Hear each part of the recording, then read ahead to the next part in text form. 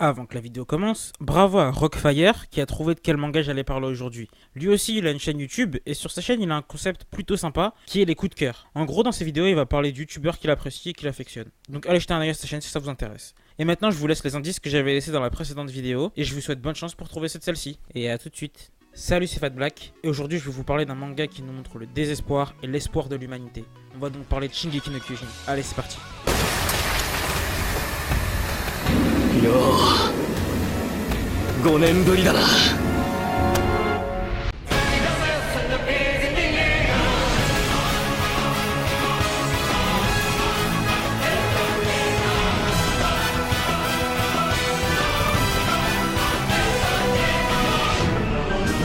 Shingeki no Kyojin en Jap ou l'attaque des titans en français est un shonen de type action, dark fantasy, horreur et tragédie de Hajime Isayama, apparu pour la première fois lors de sa pré-publication dans le Besatsu Shonen Magazine en 2009. 22 tomes sont aujourd'hui sortis au Japon et 21 sont sortis en France aux éditions Pika. Et grâce à son succès, le manga a eu le droit à une adaptation en animé de 2 saisons. La première sortie en 2013 dure 25 épisodes et la seconde qui s'est achevée récemment ne s'étale que sur 12 épisodes. Néanmoins, une troisième saison a été annoncée pour 2018. 2 films live sont également sortis en 2015 ainsi que quelques spin-offs. Mais c'est de l'adaptation en animé qu'on va parler. Et donc, Shingeki no Kyojin, ça parle de quoi ?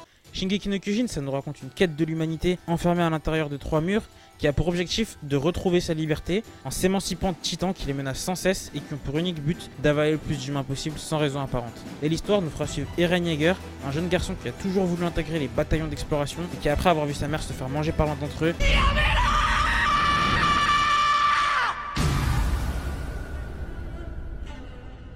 a décidé de... 調査兵団に入ってとにかく巨人をぶっ殺したいです。 Et donc, que dire de SNK, si ce n'est que c'est devenu un géant du manga, aux ventes titanesques et au succès colossal. Ce manga est excellent sur beaucoup de points. L'histoire est intéressante, captivante et originale. Sérieux, un monde où l'humanité est recluse entre des murs de 50 mètres, où elle doit combattre des géants à poil sans sexe qui essaient de les bouffer avec un équipement tridimensionnel et des épées. Sérieux, niveau originalité, on tape haut là. Et en plus de son originalité, un des meilleurs points du manga à mes yeux, c'est son scénario, qui bien qu'il soit chargé et riche en informations, réussit toujours à être clair et concis, ce qui permet au manga de ne pas nous perdre au cours de l'histoire. Et quand de nouvelles informations viennent s'y ajouter, grâce à des révélations toujours plus incroyables les unes que les autres, le tout reste cohérent, bien que l'univers soit fantastique, et permet même d'observer différemment certains moments de la série, ce qui permet de perpétuellement voir la série sous un différent jour. Un autre bon point du manga, c'est le traitement des personnages. En fait c'est simple, on arrive à s'attacher à chacun d'eux, et bien que certains soient pas mis en avant au début de l'histoire, à tel point qu'on arrive presque à les oublier, le manga arrive toujours à les faire revenir sur le devant de la scène, et presque tous les membres de la 104e brigade d'entraînement ont ou auront un rôle important à jouer dans l'histoire. Et puisqu'on parle des personnages, un autre bon point de l'anime qui les concerne, c'est leurs sentiments. C'est simple, on est dans un contexte de guerre, et on suit des soldats qui sont envoyés comme de la chair à canon contre un ennemi beaucoup plus fort qu'eux et qui n'ont jamais réussi à vaincre jusque là. Alors bien entendu les soldats ont peur et sont désespérés, et l'anime a parfaitement retranscrit ça à travers les OST qui intensifient les émotions des personnages et à travers leur regard vide et désespéré. おいお前何人の服で何拭ったんだお前。人との信頼だ。 Et mis à part la peur, la hargne et l'amour envers la bouffe sont super bien retranscrits.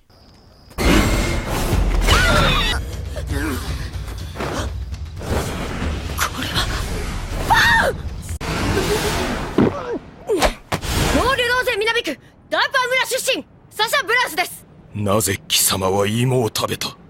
それは何故人は芋を食べるのかという話でしょうか。 Sacha Brous, tu as mon soutien. Mais bref, un autre bon point du manga, c'est les différentes mentalités qu'on peut observer chez les personnages. Celles qui m'ont le plus marqué, c'est celles d'Erwin et d'Armin qui sont similaires et se rejoignent à travers cette phrase. 何も捨てることができない人には何も変えることはできない。化け物をしのぐために必要なら人間性さえ捨てる。 Et cette unique phrase montre à quel point les deux personnages sont déterminés à changer les choses pour que l'humanité retrouve enfin ses droits, quitte à devoir renier qui ils sont et ce qu'ils ont. Bon, pour ce qui est des points négatifs, je suis assez déçu parce que j'en ai pas trouvé en fait. J'en vois que 3 et c'est pas vraiment des points négatifs. Donc si vous en avez, n'hésitez pas à les donner dans les commentaires. Le premier, ce sera les dessins qui peuvent ne pas plaire à certains parce qu'il faut l'avouer, c'est pas super beau. Ça s'est amélioré avec le temps, mais c'est pas encore ça. Mais c'est un défaut qui est plus qu'à rattraper par l'adaptation en animé, qui est d'une beauté incroyable. L'animation est superbe, surtout au niveau des scènes de combat où les personnages utilisent la tridimensionnelle, je trouve. parce que c'est fluide et intense et ça donne des scènes incroyables à regarder visuellement.